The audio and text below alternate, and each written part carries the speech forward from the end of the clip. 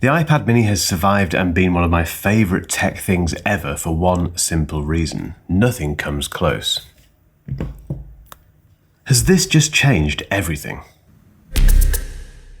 I'm a huge fan of the iPad mini. I've made no secret of that fact at all. I've made about 11 million videos about it on this channel, and the reason for that is because I think it's the best tablet money can buy, and there's no competition for it. Although things are changing because we now have the Samsung Z Fold 8. This is a phone, and it's a very small, squat phone like that, but you can do that, and suddenly you have this great big, well, big for a phone, tablet-like experience, which, if I put it up against the iPad mini, doesn't look that dissimilar to this experience, albeit this is a phone as well. There are some massive differences between these two, but I've had enough requests from you guys to compare the two and talk about this whole thing in general, because there's something else that may be happening later this year, which could have a very big impact on this battle, if it is a battle as well. The question isn't whether or not this is finished, because it isn't. The iPad mini is still fantastic. In fact, if you're thinking of buying one, just go and get it. The question,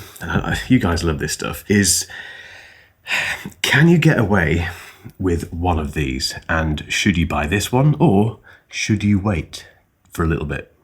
Let's start by doing the obvious and comparing the dimensions of these two and also the screens, because both of those things are quite different across these two devices. So the iPad mini main display, in fact, it's only got one display mark. It hasn't got a main display, it's just the display. The display on the iPad mini is 8.3 inches diagonally. The internal display, because remember, the Z Fold 8 has two displays, but the internal one is 7.6 inches. Now, that means there's 7/10 of an inch between them, but in reality, it's quite different. The iPad mini is clearly a bigger display. It does have bigger bezels. Does that matter? It does to some people, absolutely. However, I think it's easier to hold it one-handed, so you can put your thumb on the bezel and not interact with the screen. That is less of an issue with the Z Fold 8, to be fair, because you can kind of hold it like that, because it's not quite as wide as the iPad mini. The weight difference is, let me get this right, it's 92 grams. So the iPad mini is 92 grams heavier than the Fold 8. And you can tell, obviously, because that's quite a big difference, but because the iPad mini is bigger, you kind of expect it. It's a chunkier device as well. So the iPad mini is 6.3 millimeters thick or thin, and the Z Fold 8 is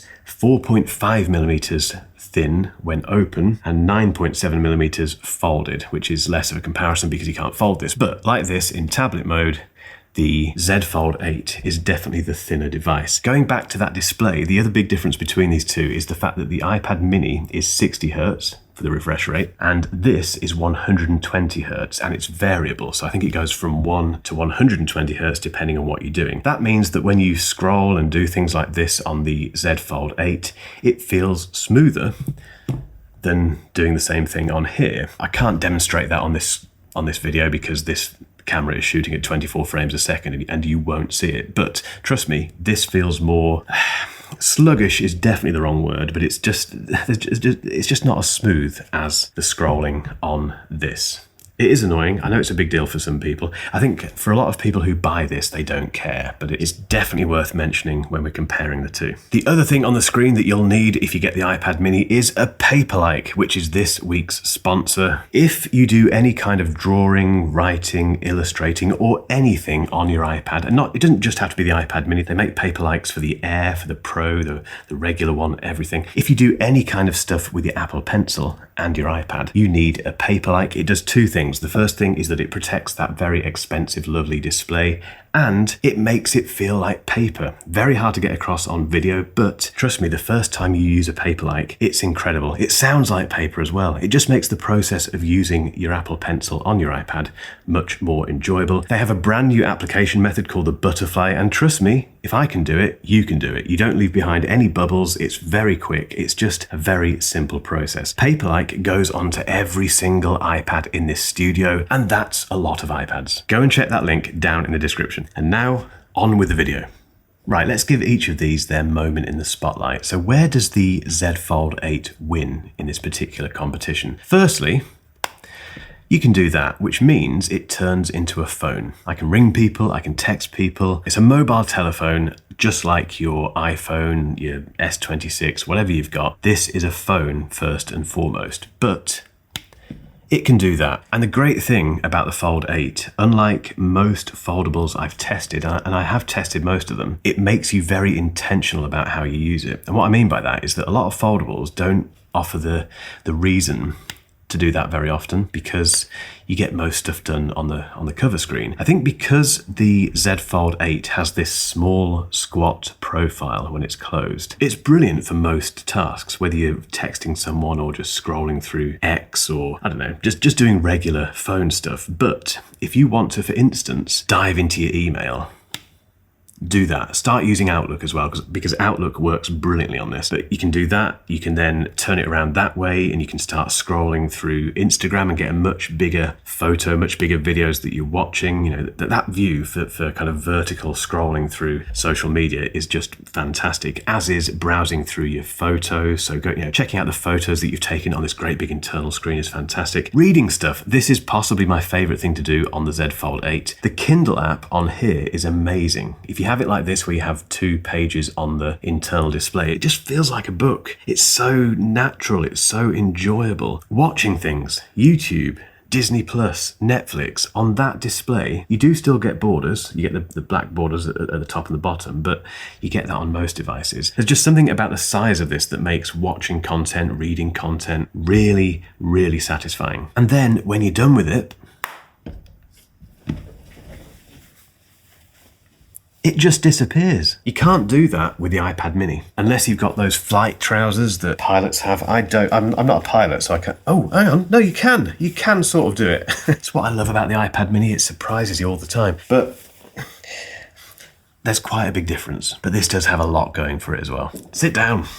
The camera system on the Z Fold 8 is better than what you have on the iPad mini as well. The iPad mini has 1 camera. This has 2 cameras. One of those is an ultra wide. The other one is a regular zoom 1x. You can go up to 10 times zoom on this. I can't remember. What can you do on the iPad mini? I never take photos with this. I've probably hidden the camera app. So on the iPad mini, we can go 5 times zoom, which is going to be digital, obviously. In fairness, all of the zooming on here is digital as well, but it's a much better camera because it's a phone camera. Tablet cameras are just there because they have to be there. They're not very good. This has a much better camera system than this, obviously.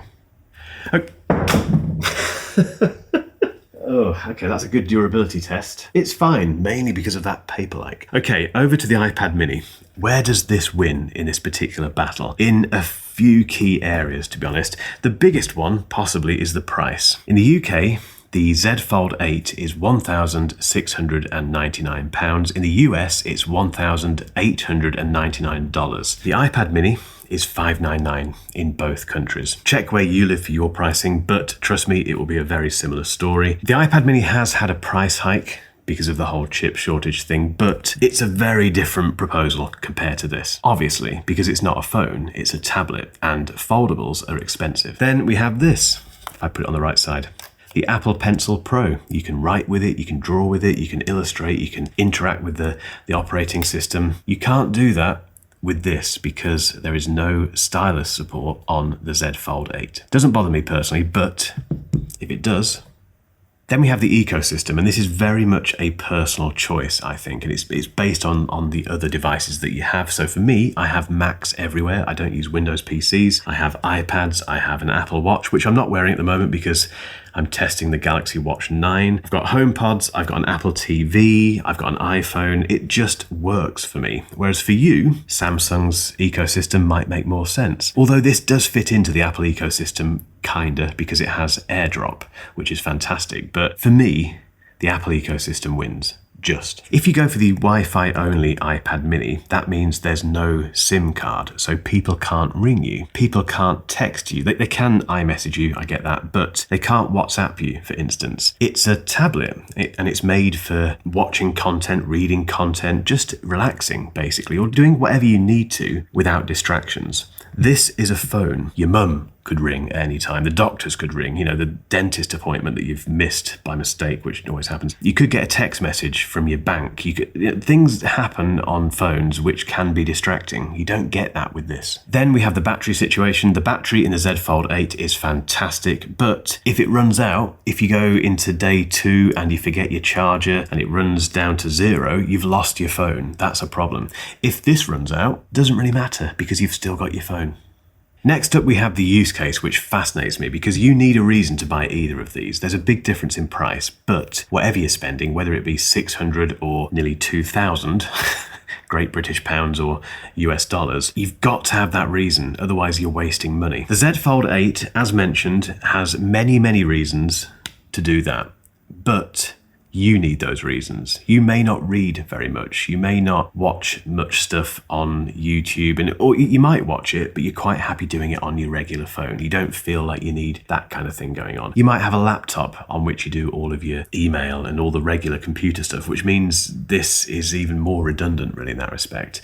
So if you don't have any of those use cases for that big internal display, you don't need it. And given the price of this, you need a reason to open it every day. Ask yourself honestly, do you have that? And get involved in the comments. I'd love to know what people do with these kind of phones. The iPad mini, again, it needs very specific use cases because if you don't have them, you'll play with it for a couple of months and then it'll end up in a drawer. You won't charge it. You'll forget to charge it because, again, it's not your phone. You're not relying on it for anything really. And it will gather dust and it's 500 quid. No, 600 quid, $600 you've basically thrown down the drain. Now those reasons could be a whole number of things. It could be for illustrating, note taking and stuff with the Apple Pencil. It could be for referencing things. It could be for entertainment, for watching stuff. There could be an element of your job. For instance, if you're a pilot, I always mention this, but apparently these are a very big thing for pilots. But you may have another job that demands a tablet like this that you can hold in one hand and put into your pocket if you need to and not worry about. If you have any of those requirements, this is an easy buy, and arguably easier than this given the pricing. Although let's not forget that most people don't buy their phones outright. They don't spend nearly 2,000 quid, $2,000 on a phone. They do over the course of, let's say, 2 years on a carrier contract, but because of that, the outlay appears to be less. However, there is another side to this story. It is Thursday the 30th of July 2026, and because of that, everything I'm about to say is based on rumour. I know nothing, you know nothing, presumably. This may not happen, but there have been enough credible rumours out there to suggest that Apple is launching a foldable iPhone later this year, and that it will most likely be this kind of foldable. So it will be a passport-sized foldable iPhone. That's very, very exciting, but it does make me think about this. Because an iPhone that becomes a tablet, an iPad, let's be honest, why would you need this? My hope with it is that Apple is very good at telling the story and building the narrative behind its products, particularly when a new product comes in that could potentially cannibalize something else. They tend to avoid that by giving you a very clear reason to buy that new thing or stick with the traditional iPad and iPhone. I'm fairly sure that's what's going to happen, but then you can't really ignore the fact that the iPad mini hasn't had things like ProMotion, it's not had Face ID, it's not had an M chip yet. There's no mini magic keyboard, which is still my number one request for the iPad mini. Has Apple been holding off on those things because it knows something else is coming along which would make this redundant? This is where I